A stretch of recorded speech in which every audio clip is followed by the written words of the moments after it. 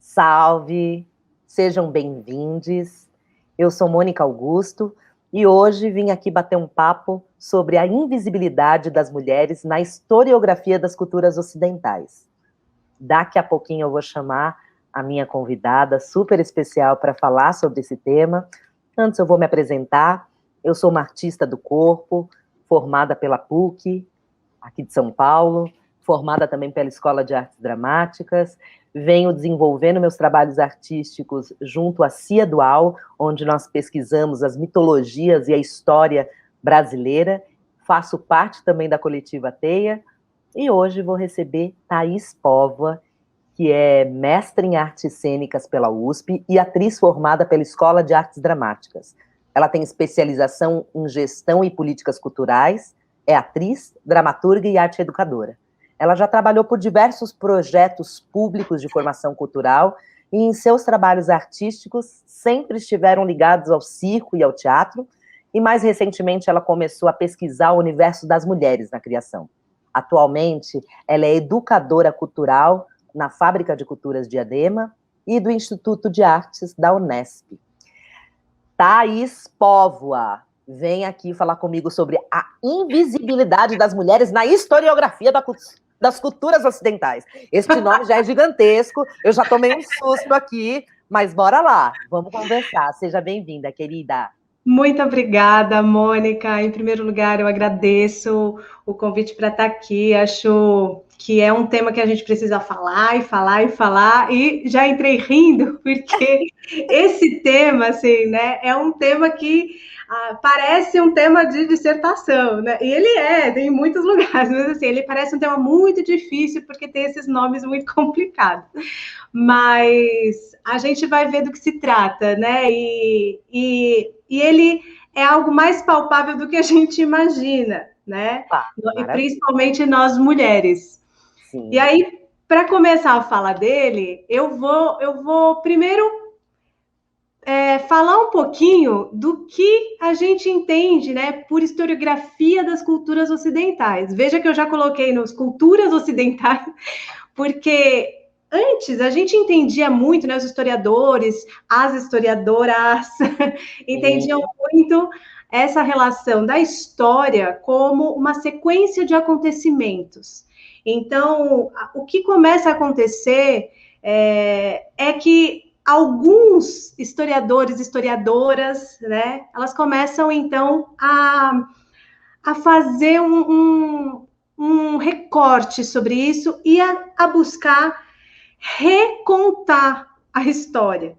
Por quê? Veja só, nós estamos acostumados a compreender, né, a visão ocidental, as visões ocidentais, de uma forma totalizante, como se a história mundial que a gente aprendeu, né, eu pelo menos aprendi assim, eu imagino que você também, né, na escola. Felizmente todos nós. Todos nós, né? É que talvez agora algumas crianças já comecem a aprender de outras formas, né? Mas a nossa história ainda é essa, que a gente estudava a história de um ponto de vista linear, né? Onde havia o período tal, outro período que se segue, né? E como se houvesse uma única forma de contar uma história que desse conta da história do mundo inteiro, de todos os territórios, de todos os povos, né? Uma história universal, né? Como se isso existisse. Então, por muito tempo, a gente foi entendendo a história sob essa perspectiva, né? E aí, o que acontece? Hoje, nós já sabemos que não. Muitas pesquisadoras, pesquisadores, eles estão reestruturando isso, né?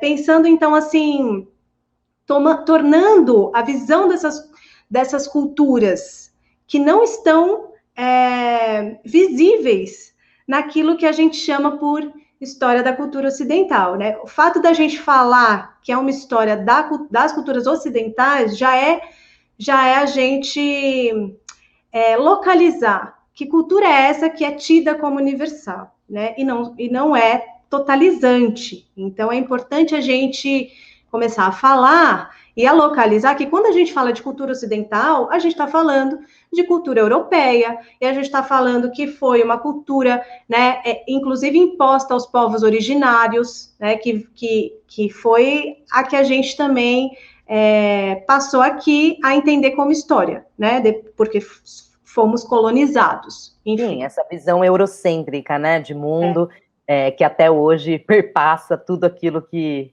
chega até nós, né? Então é muito importante acho que essa introdução que você traz também para falar, né?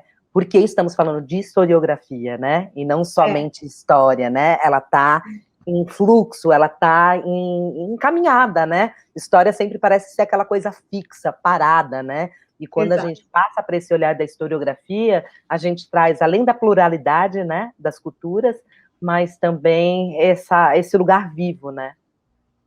Exatamente.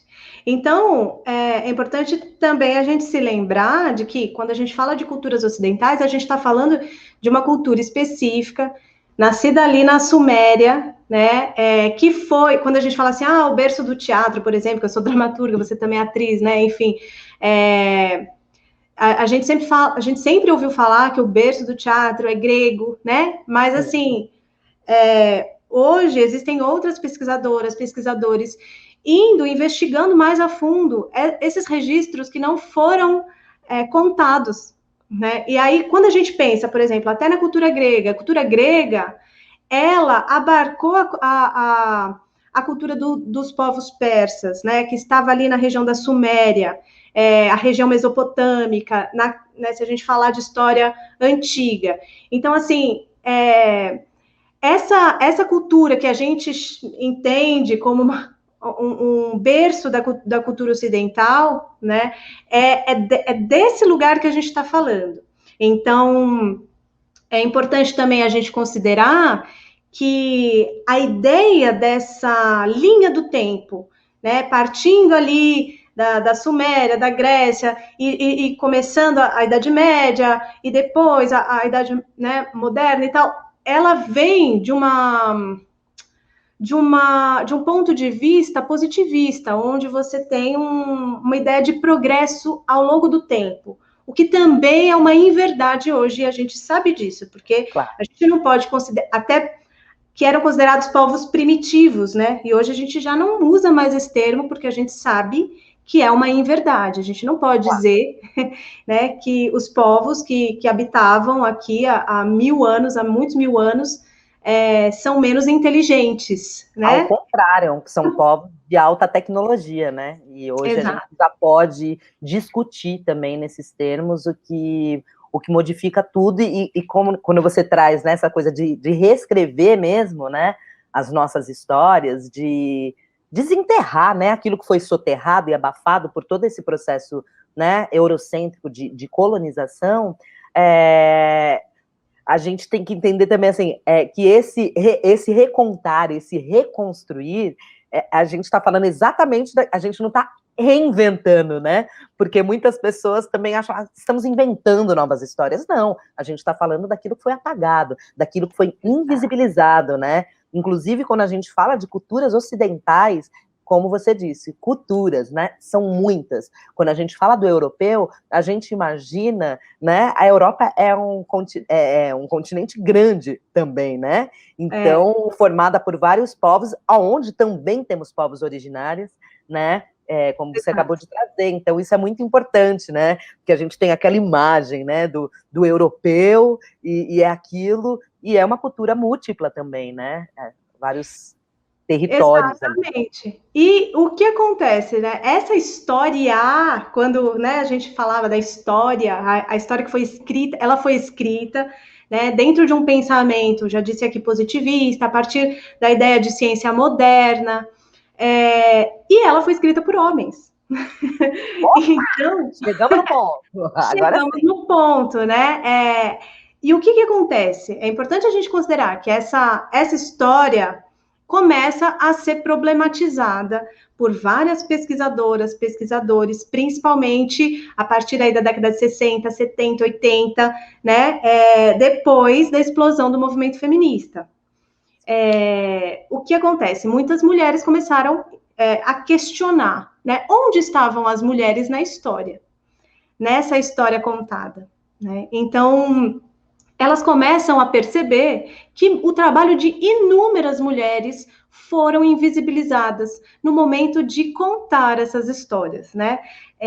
E aí elas começam, então, a solicitar aos historiadores, às historiadoras, que elas possam reescrever essa história, né? Que essas histórias possam ser resgatadas e recontadas.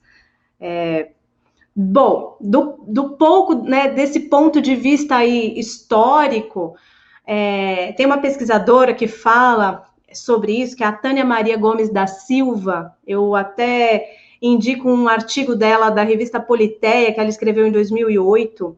Maravilha. Lá ela pergunta assim: quando as mulheres passam a fazer parte das preocupações das historiadoras, dos historiadores? Em que momento suas vozes passaram a se fazer ouvir? As causas são variadas, ela fala, né? Então, ela fala que para alguns a resposta se encontra nas transformações trazida pela escola dos análises. Eu vou falar um pouquinho o que foi essa escola. Outros acreditam essa inclusão, a própria mudança da noção de ciência, porque a gente, quando nasce a ciência moderna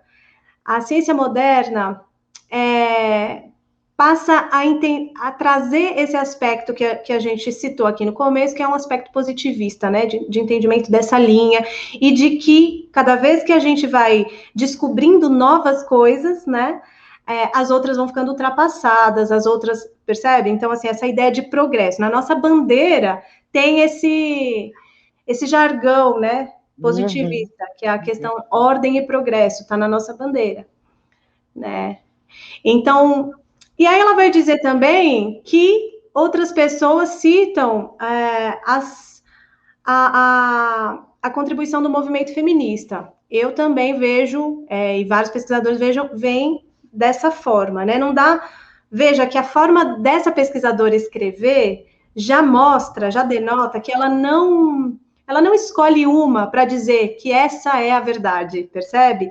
Ela não diz que foi através da escola de análise ou que foi através do movimento feminino. Ela vai dizer, olha, alguns pesquisadores dizem ser dessa forma, dizem ser dessa outra, e é justamente isso que a gente começa a perceber nessa nova noção, né, de outras formas de pensar. A gente começa a pensar pluralidades também, né? Que eu acho que diversidades, perspectivas, pontos de vista, eu acho que isso é extremamente interessante. De todo modo, nas pesquisas brasileiras, a gente considera a Michelle Perrot como a grande mestra da historiografia sobre as mulheres. Quem foi a Michelle, né? Ela foi uma francesa, ela faz parte da geração... Ela tem 92 anos, gente, ela está vivíssima. Ela faz parte da geração da Escola Nova Francesa de Estudos Sociais na Europa. Ela é especialista em história do século XIX.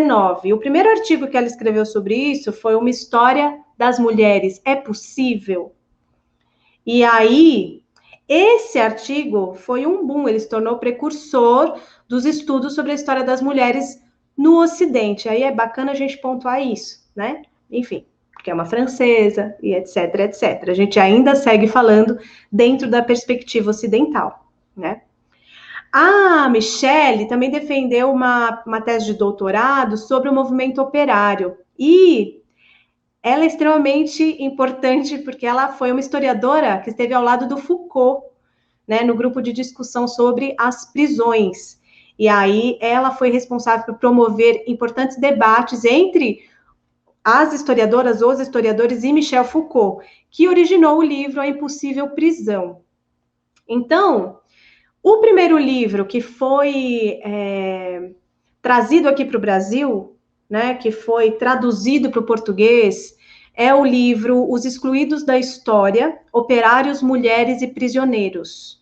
Esse foi o primeiro livro traduzido em 1988 por iniciativa da Maristela Bresciani, que era uma historiadora da Unicamp.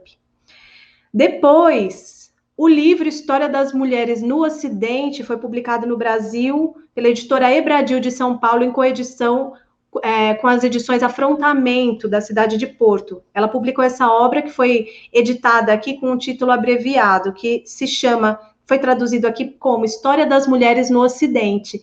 É um livro com 5 volumes, né?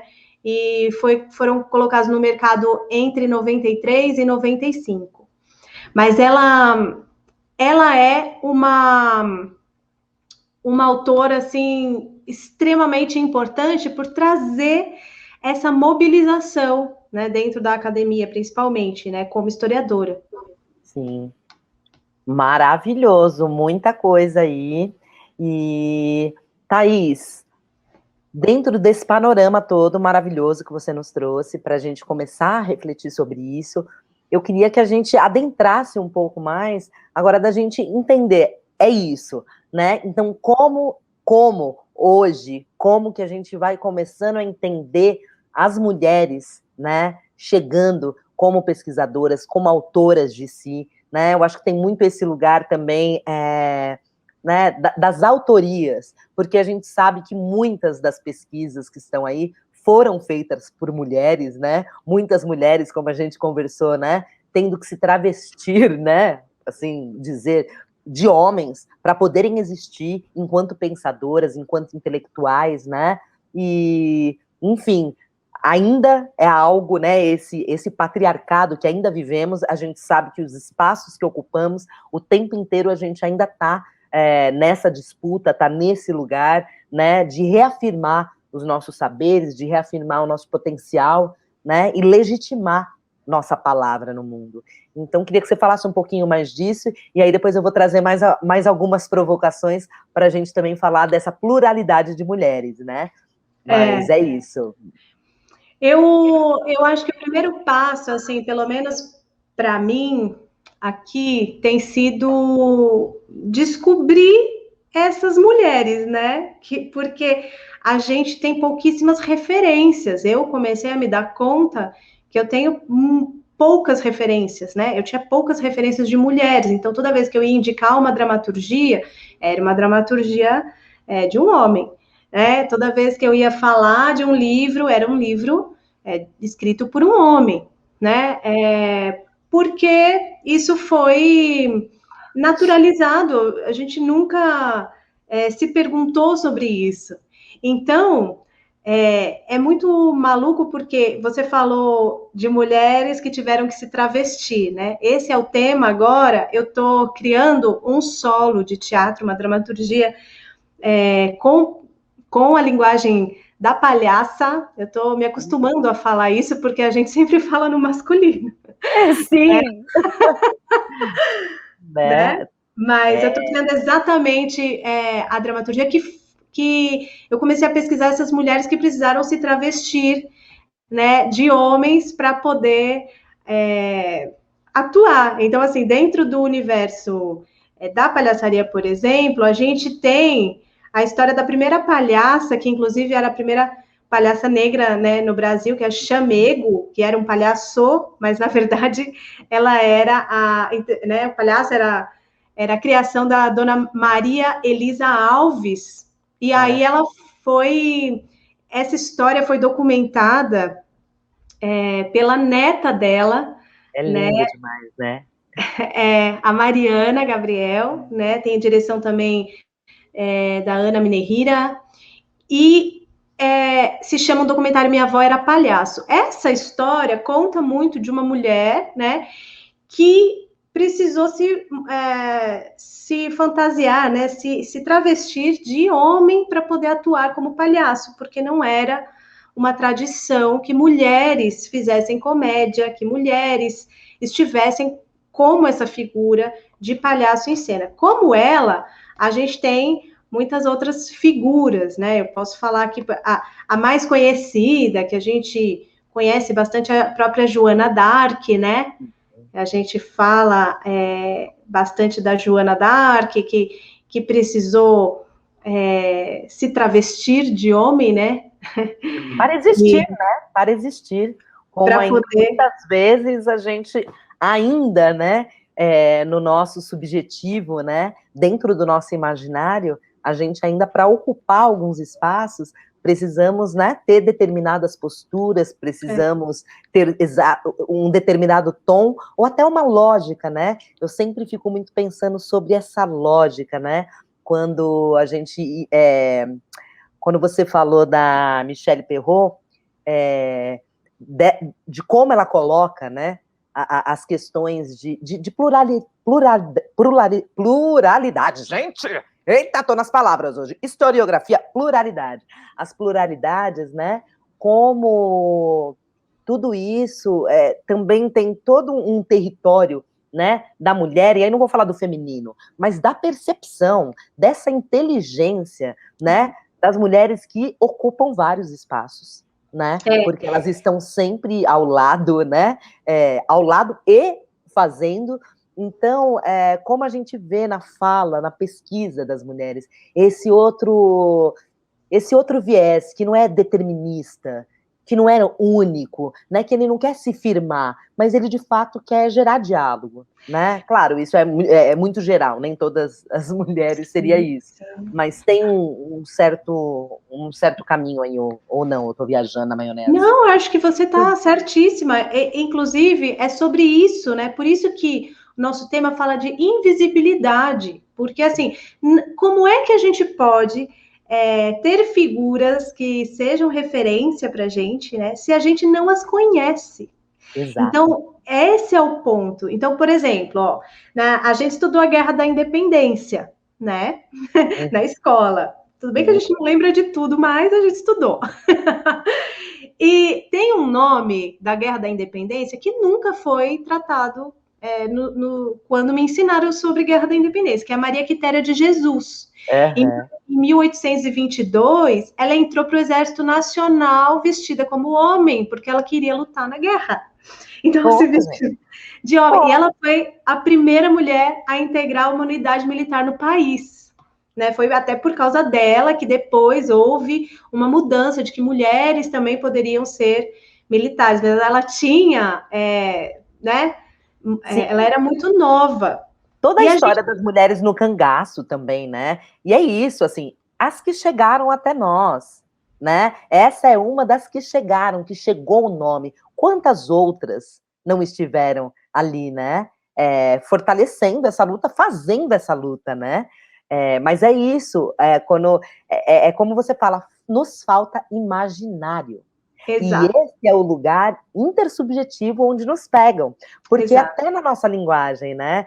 Quando a gente, né, nós somos da coletiva aqui também, né, juntas, e aí a gente falava a coletiva, né, porque tá na linguagem, gente, a gente às vezes não tá acostumada a falar escritora, né, porque tá tão acostumado, a gente tá tão acostumado com esse padrão, que é uma loucura, né, às vezes a gente se trai no próprio pensamento, porque se a gente não percebe, o tempo inteiro a gente está legitimando aquele lugar que nós fomos ensinadas, né, que é o da autoridade, que é o do que é legítimo e real, né?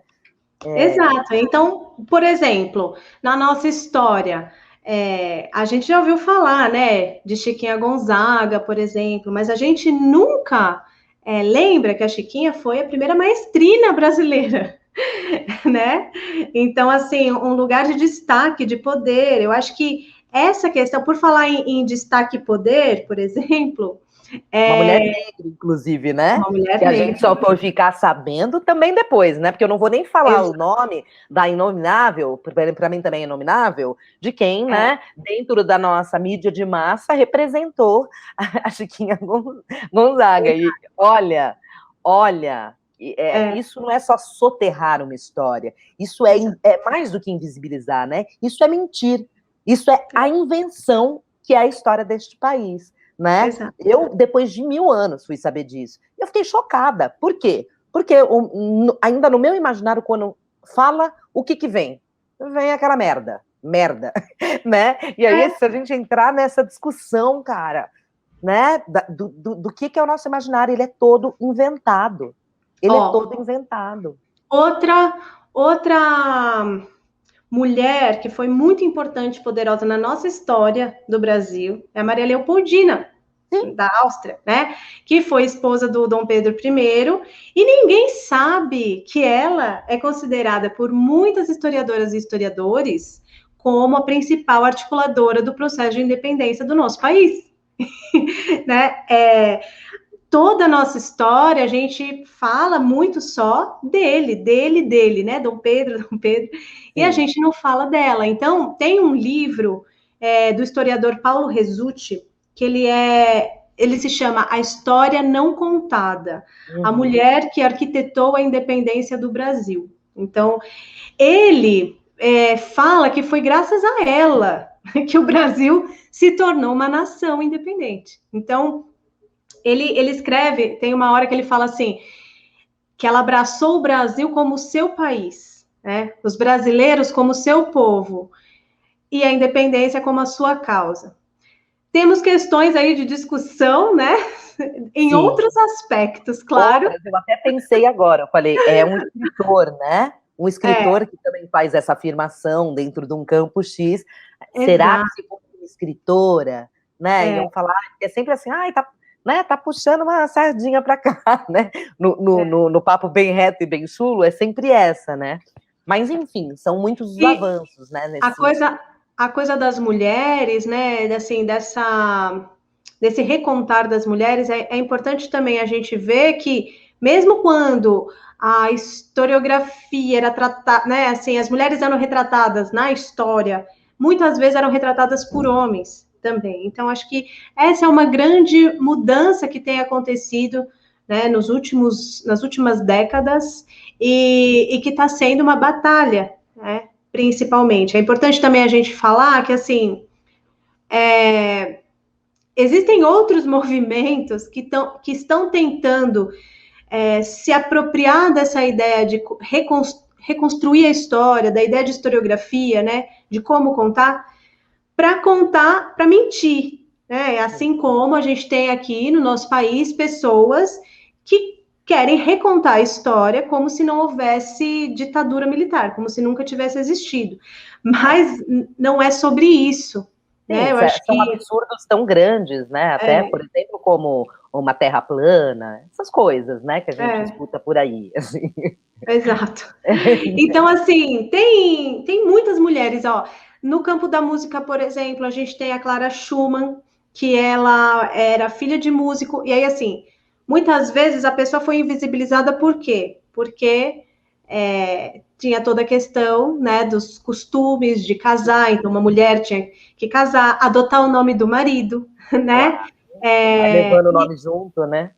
E a Clara Schumann, o pai dela, ele ensinou a Clara a ser, né, uma pianista, ele ensinou as coisas para que ela fosse musicista. Mas o que acontece? Um outro jovem aluno dele se apaixona pela Clara e aí ele casa com ela, que é o Robert Schumann. Então, ela adota o sobrenome dele, né, Clara Schumann. O que acontece disso é que ela passa a ficar só trabalhando para os concertos dele, as composições dele, né, ao longo de todo esse tempo. Então, ela passa por um período longo de anos, onde ela não compõe mais, né, porque ela está relegada ali a cuidar dos filhos, a cuidar da casa, mesmo ela já sendo conhecida antes deles se casarem, percebe? Todo esse potencial vai sendo, né, indo para outro lugar, né? E aí o que acontece é que só depois que o marido dela morre, e como acontece com a Carolina Maria de Jesus também, assim, ela precisou criar os filhos sozinha. Então, ela foi ver o que ela sabia fazer e foi começar a vender a arte dela. E foi assim que ela volta a compor. Olha que doideira, né, isso? Porque... e aí ela volta a fazer shows, né? Então, ela volta a compor músicas e essa é uma outra forma também de invisibilidade que as mulheres tiveram ao longo da história, né? Principalmente por essa questão. As mulheres, né, não tinham o direito, às vezes, de se manter num trabalho, de serem autoras dos seus processos, porque elas se casavam e aí era relegado. Fruto desse patriarcado, né, onde a mulher Exato. realiza diversas tarefas e como é muito importante, né, também a gente lembrar das mulheres que estão ao lado, né, do que dizem os grandes homens, né, mas muitas vezes ali com seu potencial subjugado, né, por não poderem existir. Então, quando a gente começa, né, a entender e a compreender, e cada vez mais esse assunto, né, vem à tona, e nós como mulheres também, né, a gente vem pegando isso nas mãos, a gente vai compreendendo que, na verdade, a gente pode traçar nossas poéticas, e as nossas poéticas têm outras lógicas, né? Eu acho que isso que é o fundamental também, porque, obviamente, as primeiras mulheres ali, primeiras, né, gente? Modo de dizer, porque o mundo é gigantesco, então é muito difícil, né, falar do primeiro, é exatamente dessa pluralidade, dessa outra lógica não histórica, né, que a gente está falando. Mas, num primeiro momento, para existir, as mulheres precisaram, né, de lógicas que já estavam ali colocadas. E cada vez mais a gente vem caminhando com as nossas esferas, né, que é uma lógica que ela não é cartesiana, né, é uma lógica que envolve, né, muitas questões, né, e aí dentro disso também queria a gente falar um pouco também dessas outras lógicas, né, como esse saber, como esse legado também, que é da oralidade, né, eu particularmente, né, tenho muito interesse também, quando a gente fala de autoria, principalmente falando, né, dentro da questão, né, das mulheres negras, né, do povo preto, que aí a gente já tem uma história, é outra camada ainda, né, uma coisa é a gente falar das mulheres, mas quando a gente vai falar né, de mulheres negras, a gente está falando de mulheres que nem mulheres podem ser, né, que começa com uma história de que nem seres humanos podem ser, então é uma outra caminhada, onde existe muito legado, onde existe muita fortaleza, né? E muitas histórias ainda são contadas por outrens, porque a gente tem, né, todo um apagamento histórico aí que faz, enfim, que gera todo, né, uma questão, mas escrevemos, né, falando como mulheres pretas, né, de várias outras formas, né, culturas que têm uma alta tecnologia, onde seus escritos, né, os seus legados estão em símbolos e signos, e cada vez mais mulheres pretas também escrevendo, né, mas queria abrir um pouco, né, para a gente pensar, para a gente discutir essa questão, às vezes, até das autorias, né, que eu sinto que esse lugar da autoria, ela também é uma lógica muito eurocêntrica, muito cartesiana, né, muito individualista, enquanto quando a gente vai falar de saberes, né, ancestrais, e aí estou falando de diversos povos, tá, não só dentro dessa, né, visão dos povos de diásporas africanas, mas, né, das comunidades indígenas e de tantos outros povos que têm saberes milenares e que eles permanecem, né, eles permanecem com outros tipos de registros, né, que passam não só pela oralidade, mas por vários símbolos e que são codificados pelos seus, né, então acho que é um debate interessante para a gente ir além também, né? Eu acho esse ponto um ponto extremamente importante agora, porque essa questão da historiografia, né, desse estudo, passa pelos registros, né? Então, se a gente está falando de mulheres europeias, de mulheres e se essas mulheres já não estavam nos registros, imagine os povos originários, outros povos africanos, outros povos, assim, que não tinham, né, não têm, ou, né, a escrita como lugar central de contar essas histórias e recontar essas histórias, né? Então, eu acho que esse é um ponto extremamente importante e potente. O que eu acredito também agora, para nós hoje, é que a gente possa se perguntar o que eu, onde eu ancoro minhas referências. Né? Eu acho que é importante a gente começar a perceber, porque, por exemplo, você, a gente já passou pela universidade, a gente já teve uma noção que sequer estudou América Latina, sequer Sim. estudou outros povos, sequer No não, colégio mesmo, né? No né? colégio, eu lembro que até o terceiro colegial eu estudava, tipo, sei lá, geografia da Europa.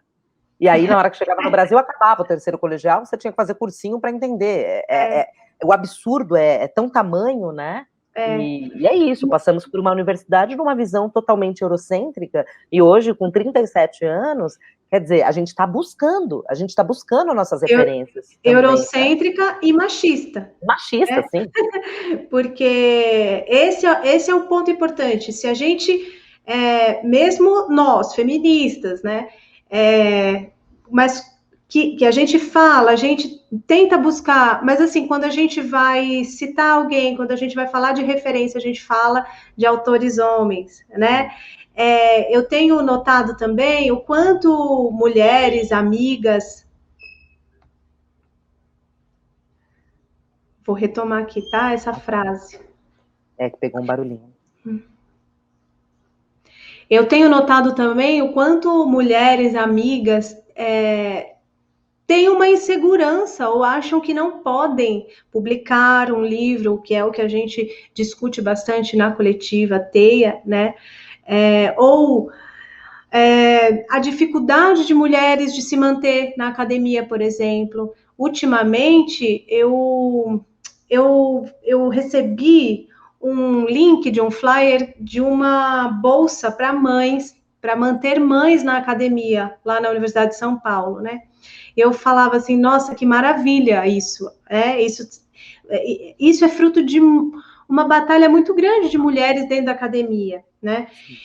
Dentro da academia. Agora, nossa, fora, isso ainda é muito, né, muito amplo.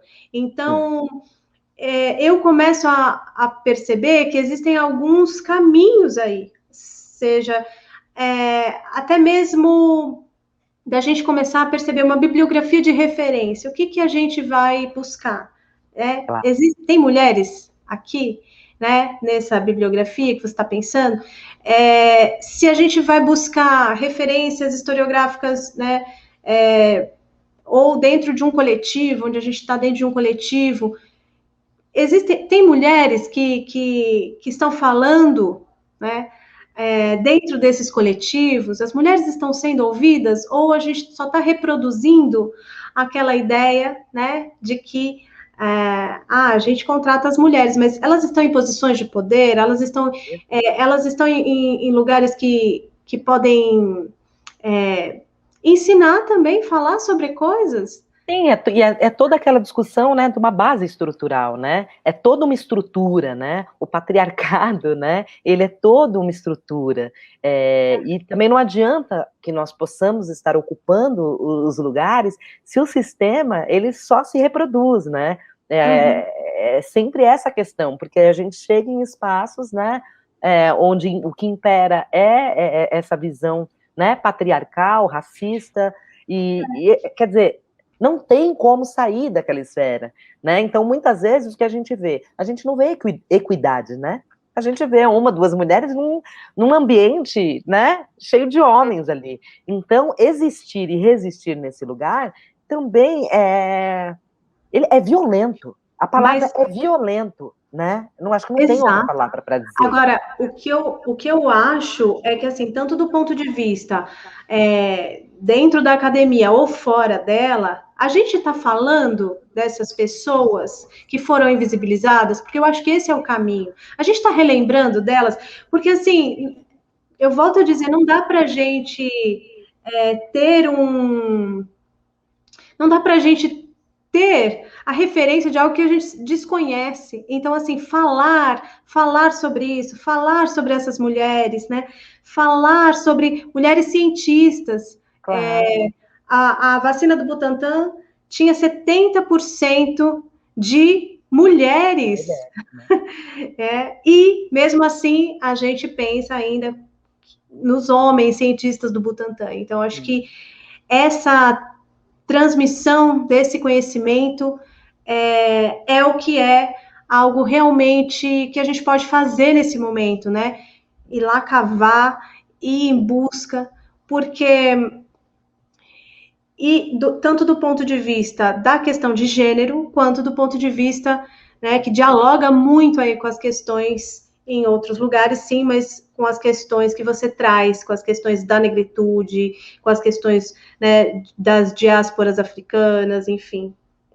Sim, e fico pensando cada vez mais, né, que a gente tem, mesmo é que, assim, trazer as referências daqueles que a gente quer trazer para frente, porque a gente também tem uma tendência de voltar para legitimar muitas vezes algo, né? É igual quando eu falo que a gente está falando às vezes de história, né? História do Brasil. Aí a gente está falando, sei lá, Dom Pedro. Gente, chega, vamos falar de outra coisa, né? Portugal. Legal, já entendemos Portugal. Já entendemos aquela história que contaram. Então vamos falar de outrens. Vamos entender os outros, né? Os tantos outros. Vamos falar de cultura indígena. Vamos falar, né, da memória afrodiaspórica. E vamos entender essas culturas, né, que são milenares. São milenares. É esse o ponto, entende? Porque senão a gente fica nessa construção né, exatamente de tudo que é selvagem, do que, né, daquilo que falta. É só a falta, né? Enquanto altas tecnologias eram desenvolvidas por mulheres, entende? E elas só estão sendo apropriadas num lugar chamado ciência, né? Num lugar chamado ciência, que eu também tenho muitas questões, né? O que a gente legitima enquanto ciência, né? A coisa passa a existir a partir do momento que um outrem, homem, macho, determina. Então, eu acho sim que uma tarefa nossa e um exercício, porque é um exercício. Discurso é o que não falta, né? A gente tem muito discurso em todos os âmbitos, falando de tudo, né, Thaís? Falando de gênero, de raça, né? Que inclusive é uma invenção, mas a gente insiste e se fala muito, mas pouco a gente exercita esse lugar da prática, né? E o lugar da prática é a gente construir linguagem, sim, né? É a gente pegar e falar, não, é escritora que eu quero dizer, né?